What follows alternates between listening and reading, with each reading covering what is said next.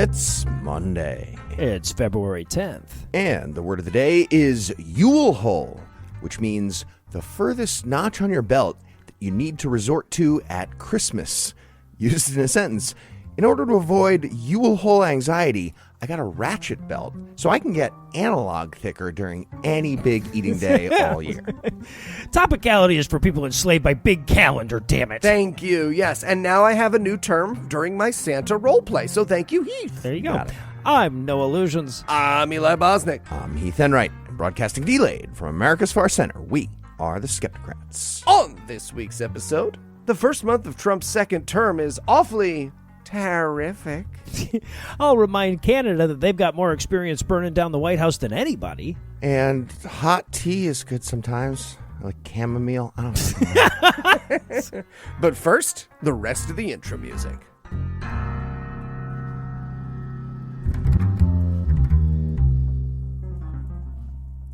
Joining me for headlines tonight are my fellow Skepticrats, Noah Lugeons and Eli Bosnick. Gentlemen, I don't fucking know. We're going to talk about current events. You want to make a noise to capture it before we start? Maybe All right, nailed it. The Daily should do that too. really, honestly. In our lead story tonight, when trying to pin down candidate Trump's actual intentions should he regain the White House beyond petty vengeance, the best that most reporters could get was a reference to the near magical ability of tariffs to cure all ills. Trump declared tariffs his favorite word, and he promised that they would lower the cost of living, revitalize American manufacturing, secure the U.S. border, and make you flexible enough to suck your own dick. And all of those claims are equally true, regardless of whether or not you have a dick, which is something that Trump, I'm not going to say learned in reference to Donald Trump, but confronted, sure, I guess, when his effort to slap 25% tariffs on goods from Mexico and Canada managed to implode before he even implemented them. All right. I guess it's back to having income tax instead of just the tariffs. Damn it. Whatever. Yeah. Damn it.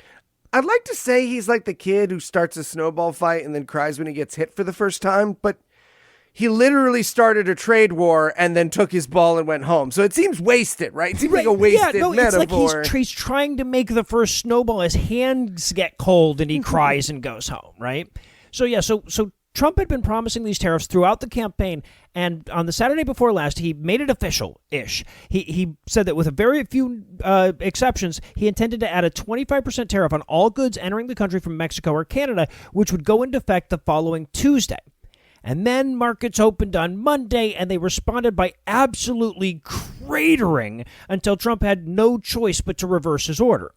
Of course, since he just made up pretenses for the tariffs in the first place, he was equally able to just make up solutions to those imaginary problems, so he declared victory over his shoulder as he was retreating. Yeah, he got hit in the face with a snowball by the stock market, to be clear, and then he ran home and explained to his mom that he's a master negotiator while he was ugly crying about the snowball. Yeah, right. My thinking was that if he lowered all the stocks to the price of Truth Social, then he just owns part of the economy. Oh, there right? you go. Like right. Long term. Now, officially, the reasons he gave for the tariffs were immigration in Mexico's case and fentanyl smuggling in Canada's case, a complaint at least somewhat undercut by the fact that I'm pretty sure we smuggle more fentanyl into Canada than they smuggle back. USA. But USA. Right? Yeah, thank you. But after wrestling cosmetic concessions from Mexico and convincing Canada to already have passed a new border security law in December, Trump decided to benevolently pause those tariffs for 30 days. And though hardly a solution to the idiot man-baby holding the economy hostage to his 18th century understanding of international trade, it was enough to at least calm the markets down. I'd like the fact that our president never made it past the first half of the social studies lesson on mercantilism to matter for more than one morning in our economy. Yeah. You know what I'm saying? Oh, don't worry. I feel like it's already priced in to some extent. Like every hedge fund has a whiteboard somewhere that says something along the lines of, okay, extra help in middle school history, but also giant tax cuts for, us, rich people and big corporations. I think we're all good. On balance, yeah. Now, of course, Canada and Mexico weren't the only targets of Trump's tariff bullshit. He also increased tariffs on China by 10%, and apparently he's holding fast on that one, or he's holding fast on most of it anyway. for now, because apparently it's proved harder to implement than expected because everybody that works in his administration is a fucking idiot. So part of Trump's move was to end what's called a de minimis exemption on Chinese goods. It exempts all Chinese goods worth less than $800 from tariffs because the cost of enforcing those tariffs is greater than the money you would collect from them. Right? Like, consider the number of $14 Temu packages entering this country every day. So with no mechanism to collect the extra $1.40 off of those packages, the Postal Service announced last Tuesday that it would just stop accepting packages from China altogether. You guys picturing the president of China at the post office while they ask him if each individual package contains batteries or alcohol? No, it's 8 million airplane bottles of olive oil. Just send it to Italy first, and then there US. you go. We're all good. Yeah. So I do not want insurance. Yeah. So, now, this pause on Chinese packages, it lasted about as long as Trump's Canadian and Mexican tariffs did. And within 12 hours, the post office had reversed course and promised that they'd worked something out. Now, they gave no indication of what they could have worked out or how the fuck they possibly could have done that in 12 goddamn hours. But they insisted it's not that they just gave up on Trump's idiotic dictate because it was unworkable nonsense. It's not that. China's paying something or whatever. Let me get like $40. Yeah, he needs about $250. Yeah. Now, and look, just till Monday when I crash the economy. Yeah, right. So look, those inclined to defend his idiocy will point out that Trump is just using these tariffs as a bargaining chip anyway, and even getting cosmetic concessions for a bargaining chip that you just conjured out of thin air is a good thing, right? The assertion here is that because the U.S. walks into these trade negotiations with more weight to throw around than whoever they're throwing it at, it'll always be in the best interest of our trading partners to kowtow to our bully in chief. But the problem, as Canada was quick to demonstrate, is that people don't like a fucking bully.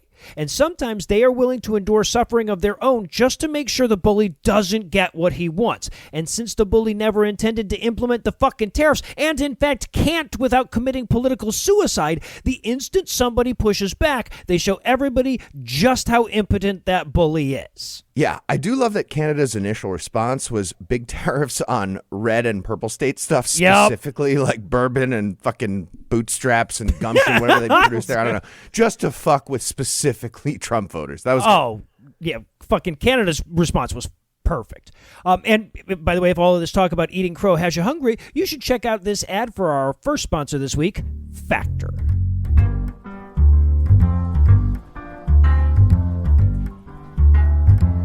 You wanted to see me, Mr. President? Finally, Tyler, we're starving here, buddy. Come on. Literally about to eat Melania. I do wish, filet o fish. I told you guys you don't need me to call McDonald's. Just use the app. What's a hop?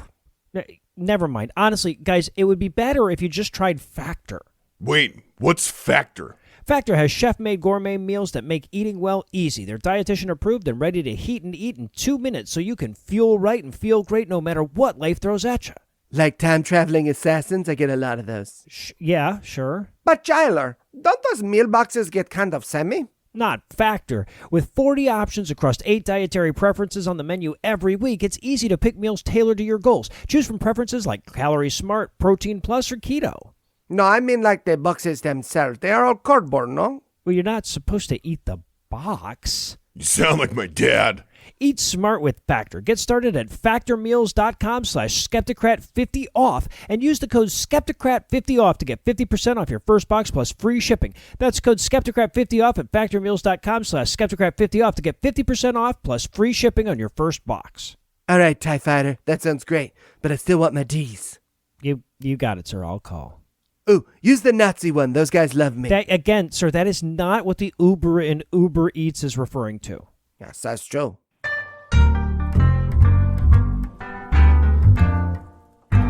And we're back. Next up in headlines in Iran so far away news. I am well aware that No Illusions and I are the only two human beings who enjoyed Christopher Nolan's time-hopping caper, Tenet. It was so fucking good. I know, I loved it. I liked it. Good. Adjust that intro, goddammit. God damn it. Hell yeah. We've got an ally, Ethan, right? I thought it was that a funny. hated movie? Oh, yeah. Yeah, I thought people hated that thing. Pretty fucking Most cool. people do. All right. That's Thank fantastic. you. You know what? On this podcast, it fucking rocked, and that's all that matters. But even true believers like me, Heath Enright and No Illusions, have to now admit that the plot point in the movie where the billionaire has attached the universe-ending bomb to his own heartbeat so that everything and everyone dies if he does is a little silly. And while I won't claim that Donald Trump has seen Tenet, he did announce a pretty similar plan in case he's ever assassinated by Iran this week, so perhaps it's not as silly a plot point as I originally said it was. Just every time he's doing a negotiation, I have a grenade. Is that something? Is that I'm going to slide it across. I saw this in a movie. I feel like I have power because of this, right? Yeah, no, as stupid as this asshole is, he probably just accidentally implanted a thing that stops his heart if Tehran explodes or something. Yeah. Right. So this particular Bond monologue level threat came during a press conference during which Trump signed an executive order to apply maximum pressure to Iran to discontinue their nuclear program. As we know by now, Trump executive orders come in 3 overlapping flavors: terrifying, useless, and not illegal yet. This one appears to be the latter 2, because while the U.S. and its allies have been working on keeping nukes out of the hands of Iran for decades, I had not heard that what was missing at this point was maximum pressure to do so. Okay, new executive order. Write this down. Whereas I'm going to count to 3. I'm done. Great. Tell Iran. Yeah, two and a half. Yeah, I want to be clear that foreign relations are in the purview of the executive branch. He's the executive branch. He's executively ordering himself to go harder on Iran. Maximally. Whereas, remind me, whereas. Right. So he's having some fun little pen time. Seems to be how Tyler keeps him occupied these days. And a reporter asks him about the rumored assassination plots against him as retaliation for the Trump-ordered assassination of General Qasem Soleimani in 2020. To which he replied the following quote: "If they did that, they would be obliterated. That would be the end. I've left instructions. If they do it, they get obliterated. There won't be anything left. And they shouldn't be able to do it. And Biden should have said that, but he never did. I don't know why. Lack of intelligence, perhaps." End quote. Okay, one more. Take away Biden's security detail. Add one more thing. Not because of murder. Just regular. Right. Donald Trump, your people don't listen to your orders when you're alive, motherfucker. Don't you? Not sure how well you've thought this through, but I don't think it's going to work. Yeah, so no word on why Biden didn't say, "If you kill Donald Trump, I'll blow up your whole country." Might be because that's crazy and illegal. Well, I feel like it's because that's what we do, and everybody just see entire country of Afghanistan. Right, yeah. No announcement needed on that. Sometimes you could just be a country nearby. Yeah. Or maybe Biden just feels the same way so many of us do about Donald Trump being alive. Either way, Donald's got a plan, and it just happens to be the same one someone usually announces before Batman kicks them out a window. So, it's like... And in DEIDA news, AIDA's an opera. The United States Agency for International Development, or USAID, did not spend $47,000 on a trans opera in the country of Colombia. What? Solid question. If you're not closely following the muzzle velocity endowed lying spree from the White House press briefings, you might be surprised to learn that I am not having a stroke, and what I just said is actually relevant to the news, and we will circle back to that insane detail. But the big picture news that you probably have heard about is Donald Trump's attempted shutdown of all government spending, except the stuff he likes, by illegal executive order. That includes education, basic infrastructure, clean energy projects, medical care, international humanitarian projects like USAID, and of course, anything adjacent to diversity, equity, and or inclusion. He also got rid of 17 inspectors general who might police any, rampant abuses of power that might pop up, whatever. And the mass shutdown that he did is being carried out with the surgical precision of a nuclear warhead made of fucking chainsaws by Elon Musk and the Department of Governmental Efficiency, or DOGE, which apparently employs a large team of unvetted 20-something incel sycophants with no friends. So that's cool. They have a lot of power now. But can we just take a moment to have some sympathies for the revolution these days, right? Grandma got to seduce and poison the deadly officers of the SS. And what? I'm supposed to put a men's rights activist in a chokehold while he sexts his AI girlfriend? Come on! So, Eli, I have already said this off air, but if you want to seduce and poison a Nazi, you do so with my blessing, okay? I've tried. I keep trying. My bake sale, it's because it's vegan. Problem. Doing a vegan bake sale for Nazis. All right. So what the fuck did I say about a trans opera in Colombia? I was wondering. I'm so glad you came back to circling that, back. Ethan. I said that USAID did not spend $47,000 to produce that. But that opera is actually a thing that happened, and we learned about it during a lying conference by White House press liar Caroline Leavitt. After USAID fell victim to the DOGE, she told reporters that USAID is extremely wasteful and said they spent, quote, $70,000 for production of a DEI musical in Ireland, $47,000 for a transgender opera in Colombia, and $32,000 for a transgender comic in Peru. Again, those are real things that sound pretty amazing, but the amount spent by USAID on those things was $0. Yeah, exactly that's what I figured. $0. Those were all grants from the State Department that people, I guess, can complain about if they want. But those grants have nothing to do with the discussion of shutting down USAID, which is an excellent thing that we do. Yeah, right. No, that mostly spends its money on food for starving people and medicine for people with AIDS. Yeah, wait till these assholes hear about the Trans-Siberian Orchestra. That's really going to freak them out. Okay, but I would love for anyone to explain to me what a DEI musical is without using a slur. I don't think you can do it. That's a challenge. I don't think you can. So, just for the record, arguments about getting rid of USAID would need to center around one's desire to improve the strategic economic landscape for China by ending USAID programs that foster U.S. relationships with countries around the world in terms of shipping and trade, thus competing with China. Or you'd need to make a case for bumping up the numbers for, AIDS and Ebola in the world. Yep. Like, I'm sure RFK Jr. would handle a pandemic just fine, not worried about that, but that's not really the point. We just made the world a worse place, and we're in that world. Like, even if you're a giant asshole and all that matters to you is a selfish motive for America, still super dumb what we did. Well, we got a tiny bit of good news about this, maybe for now. On Friday, a federal judge blocked the Trump administration from placing more than 2,000 employees of USAID on leave.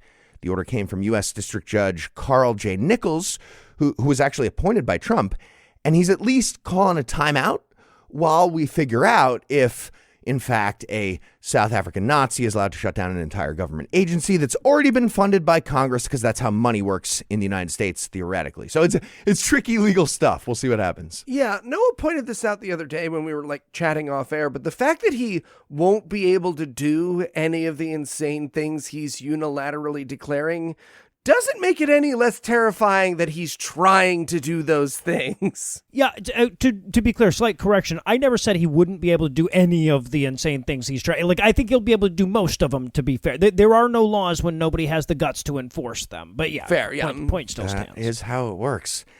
And while we're on the subject of governmental waste, I wanted to mention just a few things.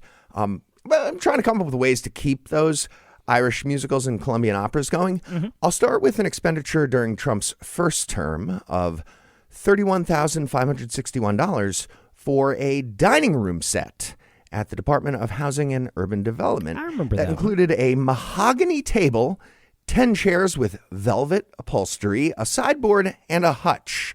I'm not clear on what those last two things exactly are, but they're part of a dining room set. I didn't know that he got the hutch. I thought it was just a table. Okay, this is a much better there was deal. a hutch in there, apparently. Yeah. That was all for Ben Carson, by the way, who was head of the department at the time.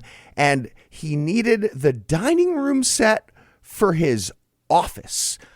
Apparently, he was doing some sort of showcase showdown in there. I don't know. That led to an investigation, and Carson eventually got cleared of any wrongdoing by the Inspector General of the HUD, but that Inspector General doesn't exist right now. So maybe that's a good place to save some money this time around. I don't know. All right, well, here's another one. This wasn't a federal expenditure, but it still might help. It's money. A little over a year ago, Arkansas Governor Sarah Huckabee Sanders used $19,000 of government money to buy something called a Falcon-style lectern. A blogger uncovered that with FOIA requests, and when the governor's office noticed those requests coming through, they started trying to cover up the purchase, and then they got caught doing the cover-up by the same blogger doing more FOIA requests. Dumbasses. The whole thing got named Podiumgate, and when asked about the lectern that cost about the same as a brand new Toyota Corolla, she said, "It has a number of features." That's the whole thing. So that 19 grand can't be saved from the federal budget, but Donald knows Sarah personally. I'm thinking she could sell it used and we could pay for something. Maybe something small. Like, I don't know, like one gay song from Luxembourg or something like that. Exactly. For the record, if I had ever written a sketch as funny as Sarah Huckabee Sanders wants a Falcon lectern for our show, I would never stop talking. Give me the Falcon lectern. There's so much. It writes itself. Yep. It's a peregrine. It's the fastest lectern ever. Give it a place to land. You're not giving it a place to land. Brought this on yourselves. I'm just picturing Sarah with the giant gauntlet and Absolutely. lands. So I'm expecting, I imagine just giant wings off the side of it, right? That like flare back like an old 50s Roadster or something. Do you think her and RFK Jr. ever falconed together? No question. That's a really gross thing to picture, Heath. Sure hope nobody sends me a sext. I'm gonna jump into the river. Oopsie poopsie, I dropped my falconing glove. I wish I was the one who got shot. Being shot sounds awesome right now. That's how he sounds. You don't get to be mad because that's how he sounds. He's a bad he's guy. evil. He's like a he's terrible, a bad guy. evil We're allowed guy. to do things about how they sound when they're bad. It would be bigoted to leave it out, honestly, if you think about it. Go listen to the tape. You want serious people? Go listen to the tape. We do Trump's voice. We do Sarah's voice. In Central Park. All right, so I found a bit more money, by the way. It's at Mar-a-Lago and at the Trump hotels and the Trump golf courses. According to a nonprofit watchdog called Citizens for Responsibility and Ethics in Washington, during Trump's first term... Tough year for them. They're really fucking stuff. During Trump's first term, the Secret Service spent about $2 million of taxpayer money at Trump's properties because he refused to live in the fucking White House and spent about a quarter of his presidency playing golf at his own courses almost exclusively. He stayed at his own properties 550 times, along with Secret Service and other staff. So that's like 42 and a half trans operas right there. That's a lot. Okay, imagine how hard it has to be the guy securing Trump's golf course. Right. You're just like, oh, these holes in the fence, those are to let the air in. Yeah. Yeah, right. No, this is Bill Murray. We've hired him to take care of the rodent problem here. So, okay, and just one other small one. I was brainstorming. Jared Kushner's equity firm got $2 billion from the Saudi crown prince right after Trump left office. Oh, huh. I'm sure it was completely unrelated to nepotism for Trump's son-in-law there. Again, not federal money, but that's like 42,533 trans operas. Plus, like half a Falcon lectern with at least one feature. sure. We got to find the money somewhere, is what I'm Yeah. saying. Or, hey, maybe we could handle it on the other side of the equation, right? Like, for example, I know a richest guy in the world who paid no income tax in 2018. There for you example. go. Yeah. That's a good one. And look, okay, I want to be fair. When Elon Musk talks about wasteful spending by the federal government, there's definitely some truth to it. And even when the spending is justified and supporting a good cause, it's infantilizing. Getting a bunch of federal money means you're weak and you can't succeed in a meritocracy. Does it? Like, for example, when Tesla got $465 million from the Department of Energy as a low-interest loan to help bail them out. And then they got about $3.4 billion more in the form of federal tax credits for people buying electric vehicles. That ended in 2019, but then started again in 2023, so the number's actually even higher. And of course, they've sold about $10 billion in carbon credits as part of the federal government's cap and trade program. And now the guy who profited most from all those handouts is trying to burn the bridge behind him that American taxpayers built for him. Sure is. Ridiculous. All right, on that note, we're going to take a quick break for a word from our sponsor, Trust and Will.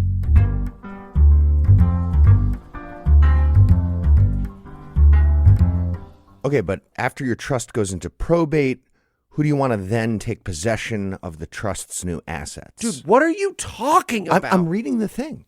Hey, guys, what's with all the brouhaha? Sorry, the brouhaha? I'm switching it up. Okay, fine. I'm helping Eli with his will, but he's being super cagey. Heath won't tell me who a person in situ is. I told you to Google it. Guys, creating a trust and will can be a very slow, time-consuming process. Why don't you just use trust and will? What's trust and will? Trust and will makes creating your will easy and time efficient, meaning you can focus on other important tasks. And right now, you can get 10% off at trustandwill.com/skepticrat. It's true. I tried Trust and Will when they became a sponsor, and I was so impressed by how easy it was, I used it to set up my mom as well. Wait, then why are we doing this? Oh, I just felt like hanging out.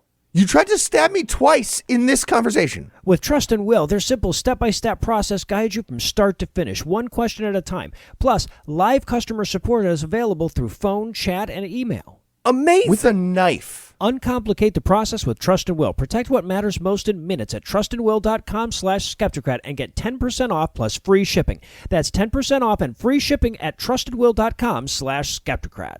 All right, great. So, Eli, if you want to hang out, we can do something else. Like... Don't say stabbing. You're stabbing me. You're stabbing Talk me. Right faster. away. You talk too slow.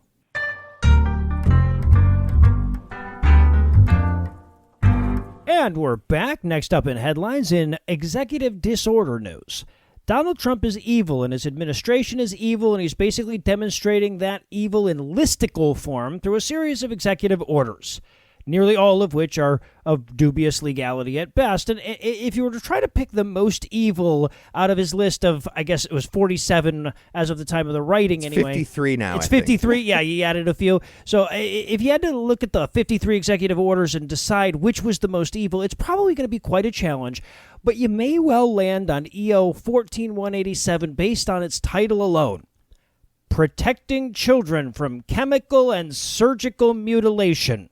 And as you may have guessed, the intent of this bill has nothing whatsoever to do with protecting children from mutilation and everything to do with increasing the rates of child suicide. But in the barest glimmer of hope amid this deluge of fascist bigotry, we learned late last week that attorneys general in Washington, Oregon, and Minnesota have sued to stop that one from taking effect. When the bad guys take over the planet in sci-fi movies and stuff, we don't see nearly as much time in court Right? as we're Yeah. seeing in real life. Okay, what the fuck are the other 47 AGs doing? Or at least the other, 22 non-bigot Yeah, AGs. right. I know you're busy. I know you're super busy with EOs for 53 insane fascisms at the same time, but you have to deal with all of them. Yeah, Find multitask. a paralegal on Fiverr. I don't know. Post one of those things in the supermarket with the tear-off numbers at the bottom. Whatever you got to do. We need all the help we can get, yeah. So this whole order is just an Orwellian exercise in transphobia. Its opening premise, it's fucking whereas is, quote, across the country today, medical professionals are maiming and sterilizing a growing number of impressionable children under the radical and false claim that adults can change a child's sex through a series of irreversible medical interventions, end quote. Or, when stripped of its lies, misleading statements, and hyperbolic exaggerations, quote, across the country today, medical professionals are, end quote. Yeah. And what it seeks to do is deny gender-affirming care to children at all costs. Right. Gender-affirming care, that, I will remind you, every major medical organization agrees is life-saving. Yep. Which doesn't matter. That's true. And Really, also, yes. we're just doing all the medicine. Life-saving or hangnail, if a doctor's like, this is good medicine, it doesn't matter. Yep. We're doing them. Yeah, so the EO offers up a couple of different mechanisms to enact their bigotry. One of them, the one most relevant to this lawsuit, is that they want to deny all funding, including Medicare reimbursements, to any institution that provides gender-affirming care to kids.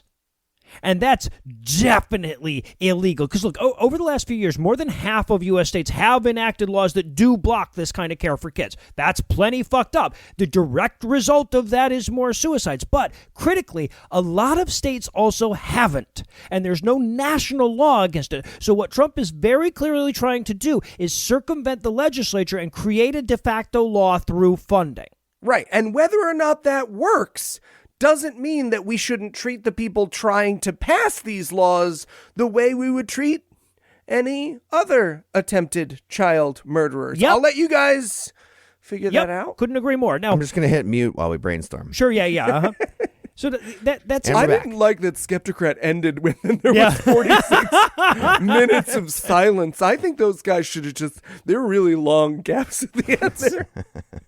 Okay, so legally this seems pretty cut and dry to me. I will freely admit to my lack of expertise and my firm belief that the Supreme Court will let Trump do any goddamn thing he wants, especially if it's bigoted. But this lawsuit is going to try to challenge it anyway. It was filed by Washington State AG Nick Brown, and it was joined by Oregon and Minnesota. I believe Illinois is on board now as well. And in the suit, they described Trump's efforts as, quote, attempts to dictate medical care by executive fiat, end quote, adding, quote, the order is a cruel and baseless broadside against transgender youth, their families, and the doctors and medical institutions that provide them this critical care. It is an official statement of bigotry from the president that directs agencies to openly discriminate against vulnerable youth on the basis of their transgender status and sex, end quote. We might as well take away autonomy from everyone with a uterus, too. Oh, right. Backspace. Fuck your face. Okay, Yeah, we're done. right, yeah. What's left? Exactly. And look, say what you will about gender-affirming care for kids, and holy shit, do a lot of motherfuckers have a lot to say on that subject despite a spectacular lack of expertise or even basic knowledge. But if you come out against the current standard of care that's agreed on by pretty much every major medical association in the fucking country, you should do so with the exact same confidence that you'd use to, say, deny the medical consensus on vaccines or the relationship between HIV and AIDS. And do so with the knowledge that if you're defending this bullshit anyway, you're doing so in service of a neo-Nazi overthrow of human decency. Right. And look, some people might think it's harsh of me to say something like, if that's your opinion, you should kill yourself. But I will remind you that these people think encouraging the suicide of people you disagree with is a perfectly acceptable tactic. So we're just playing by their rules, okay? Right, We're just playing by their rules. It might be legally actionable, but it is logically impeccable, Eli. Thank you. No illusions. And in excellent news, when Donald Trump was elected in 2016, our nation's opinion columns assured us that his voters were economically insecure. And when he was elected again last year, we were told similarly that they weren't a nation of racist, sexist fascists. It was simply that the price of eggs had gotten too high for the salt of the earth Americans around us, and therefore they had no choice but to elect a racist, sexist, fascist. Well, luckily for me, the universe has a wonderful sense of irony. Idiots elected Donald Trump in 2016, and a bunch of them drowned in their own lungs of COVID. And now the oh-so-soaring price of eggs has come to hit Trump supporters where they're going to feel it the most. I'm talking, of course, about Waffle House. We are 3 weeks into his presidency, and it has literally devolved into a fight in a Waffle House parking lot, people. And it happened so fast and so literal with the eggs. Like, there might as well be a new pandemic that makes illegal aliens pop out of your chest like a xenomorph. Right? It's so specific and right away. I like it. So for those international listeners or aliens reconstructing this podcast out of radioactive dust to figure out what happened to us, eggs are super expensive right now for a variety of reasons. Bird flu is forcing farmers to slaughter millions of chickens a month, pushing U.S. egg prices to more than double than what they cost in 2023. Transportation and shipping lines are slowed because someone threatened to conquer the Panama Canal. And Donald Trump started a trade war with our country's oldest allies. Now, as we covered, he immediately lost said trade war and pretended he won, but that was still enough of a mix-em-up that experts predict egg prices will get 20% higher in the rest of the year. Are you telling me that American rednecks will have to get their cholesterol from nothing but hamburgers, ribs, processed meats, butter, biscuits, pies, cakes, more butter, frozen pizzas, fast food, Mountain Dew, ice cream, yet more butter, and clam bakes? Okay, well, now I'm hungry. And loose handfuls of Crisco. I don't know. Yeah, exactly. But as I said, this week, those chickens are coming home to roost in the You're so proud of Heartland's these. favorite. I am so proud of it. You shouldn't be, though. But I am.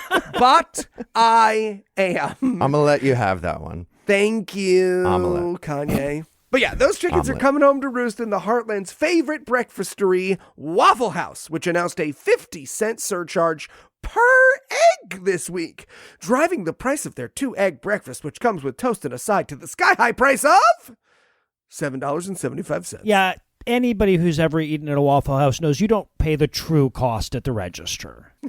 Yeah, you end up co-paying the true cost. Yeah, right. Exactly. Yeah. So you're It's a probably negative wondering- externality. Fantastic. No, it's not, goddammit. It is You- no. For you econ nerds, that's for you. Don't let them take puns from you, no illusions, not in these dark times. Yes. So you're probably wondering what Trump supporters can do to solve this crisis. Well, there's only one solution. If you voted for Donald Trump and you're sick and tired of egg prices being passed down to the little guy, go to your local Waffle House and start fighting the employees. That's right. They will be unprepared for your onslaught, and you'll show Big Waffle a thing or two for They sure. sure aren't going to fucking Neo their way out of a chair midair or anything. And finally tonight, in QBanon news. Okay. We're recording this on Super Bowl Sunday, just hours before kickoff, and everything's a dumpster fire in the news. So we're going to talk about football Okay. because it's a slightly more manageable dumpster fire, I guess. All right, I'm going to take off a little bit early this week. I'll see you guys on Scathing on Thursday. And with the Kansas City Chiefs and their superstar quarterback, Patrick Mahomes, back in the Super Bowl for a third year in a row with a chance for a three-peat, and for the 6th time in 7 years, that means there's a conspiracy, because I said numbers just now. did.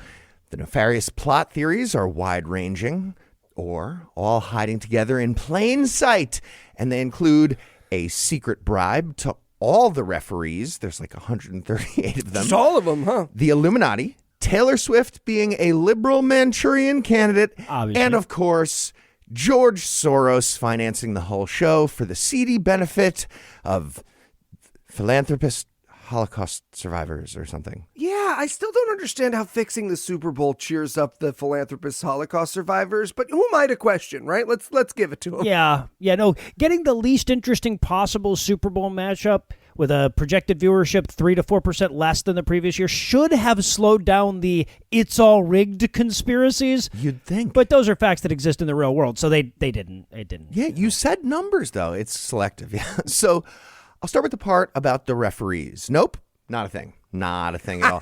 But the rabid theories were so aggressive that the referees union and the NFL commissioner had to make official statements last week explaining, no, that's dumb. That's so dumb.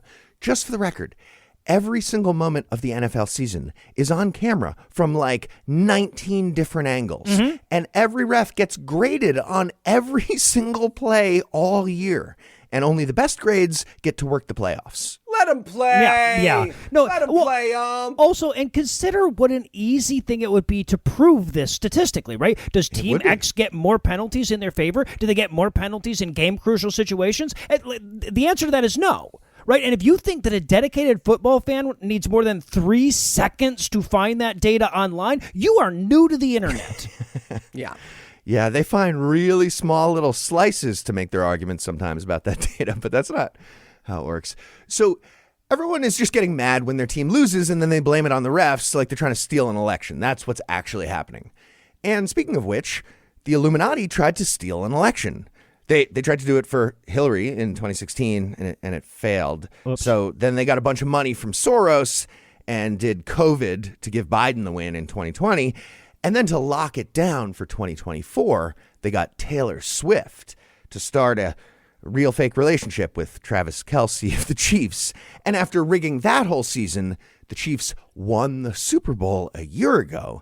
And that's when Taylor Swift finally got famous. The plan was to have her endorse Joe Biden, but she like forgot or something. But then she eventually endorsed Kamala Harris. So nailed the plot.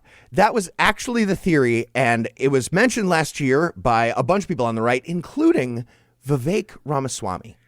Please, Heath, I'm actually getting a little depressed. Can you read like CTE statistics or something? Hey, Eli, both Trump and Taylor Swift are going to be at the game, and they're going to show Taylor way more times, and Trump is going to know that. Do you feel any better now? buddy. Okay, Taylor, this is your opportunity to do the funniest thing ever, because every woman in that stadium will Murder in the Orient Express with you. You just got to lead the way, Tay-Tay. Lead the way. Oh, they're not going to let her in the box? They're going to let her in the box. If she acts like she's going to blow him, he'll send security out of the room. Tay-Tay. Tay-Tay. By the way, did you see that what they normally put on the field is end racism, Yeah, and they're and they erasing took it that? off. Yep. They got took it rid so of as not to the offend message Trump. of end racism because Trump is going to the game. That happened. Okay, well, the elite cabal of secret billionaires who run the world seem to have a pretty mediocre winning percentage, and maybe that's making you a little skeptical, but there was a new twist on the big Illuminati conspiracy that got uncovered this year. And you know how they love to leave the big visible hints a lot of the time? Mm-hmm. Well, that's exactly what happened again. The logo for today's Super Bowl was unveiled just under a year ago. They usually release the artwork for the following year a day after the big game. For this year's game, the logo has a fleur-de-lis as an homage to the host city of New Orleans. And here's the key. The main colors of the logo are red and green, the same as the colors for the Chiefs and the Eagles. But wait, there's more. The logo for the Super Bowl in 2022 was orange and yellow, just like the colors for the Bengals and the Rams who played in that Super Bowl. Sort of. And for 2023, when it was the Chiefs and the Eagles, just like today, the logo was also red and green. And for 2024... So that's how we know the whole season is predetermined kayfabe, just like the WWE. Well, right. Like, you remember how the Silver Surfer won Super Bowls 45, 46, 47, 48, 49, 51, and 52, and 53? The all silver logos? They figured that was getting too predictable, so they started changing up the colors after that. Yeah, it's clever. True, that's how they got it. And just in case there wasn't enough stupid surrounding the Super Bowl and American politics, Donald Trump decided to smush them together by telling a very obvious lie last week about Senator Tommy Tuberville, who used to be a football coach, and Patrick Mahomes was also part of the lie. It happened during a press conference about Trump's executive order banning trans girls and women from participating in girls and women's sports. Side note, Tuberville did his own press appearance about that on Newsmax and said, "I'm sick and tired of the NCAA and some of these organizations playing dictator. And there is no dictatorship here except for Donald Trump saying this is not going to happen." Woof. Hey, guys, you remember when they decided that Trump was too polarizing and stupid to own an NFL team, so they decided to let him have the country instead? You remember that? That was fun. Something less important. So, yeah, here's the very easily checkable lie from Donald Trump. During his press conference, he decided to weave it up and tell a story about talking with Tuberville about Patrick Mahomes, the QB for the Chiefs. Trump said, quote, "Tommy Tuberville, a great coach. You know, his quarterback was named Mahomes." And I said to Tommy, "How good was he?" Tommy said, "You don't want to know how good. He made me into a great coach." End quote. But, okay, here's the problem. Tuberville did coach at Texas Tech, where Mahomes went to school, but Tuberville never coached Mahomes. He missed Mahomes by 2 years. But that didn't stop Tuberville from sharing the video of Trump telling that lie story on Twitter and writing, "Thank you, Mr. President, for standing up for women's sports." Which I assume he thinks is being threatened by known time traveler Patrick Mahomes? Yeah, these Allstate commercials are getting fucking weird. They are. Thank you. Okay, Thank so you. this means one of two things. Either A, Trump made up an entire conversation and Tommy Tuberville's a coward, or B, That one. or B, Tuberville made up a time warp lie during an actual conversation with Donald Trump, and then Trump repeated it, and Tuberville's a coward. So, good times. Well, or Good there's times. actually a hybrid of this where Trump actually asked him how good Mahomes was as a quarterback, and Tuberville was such a fucking chicken shit that he couldn't be like, "Well, actually, I didn't coach him. That was a couple of years later," which is like, it creates the cowardice and idiocy for both. So I'm going to go with that one. Ooh, Yeah. Okay. And then, they're both liars either way. So, I think that's that's solid. Secret answer C. All right. Well, on that note, we're going to close it out.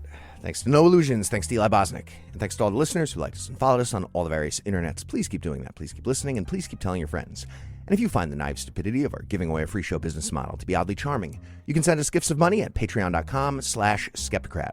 Just like all the generous new donors, you will be complimented next time around. And whether or not you're feeling financially benevolent like those fine people, if you enjoyed our brand of whimsy and you'd like to hear more dick jokes free of charge, check out our brother and sister shows, The Scathing Atheist, GodAwfulMovies, D&D Minus, and Citation Needed, available in all the podcast places. We just have one last thing. Let's compliment that pianist. Special thanks to Ryan Slotnick of Evil Giraffes on Mars. He's the creator of the virtuosic musical stylings you heard today, which were used with permission. You should definitely check him out using the links we'll provide or by Googling the only band called Evil Giraffes on Mars. Until next time, catchphrase sign off.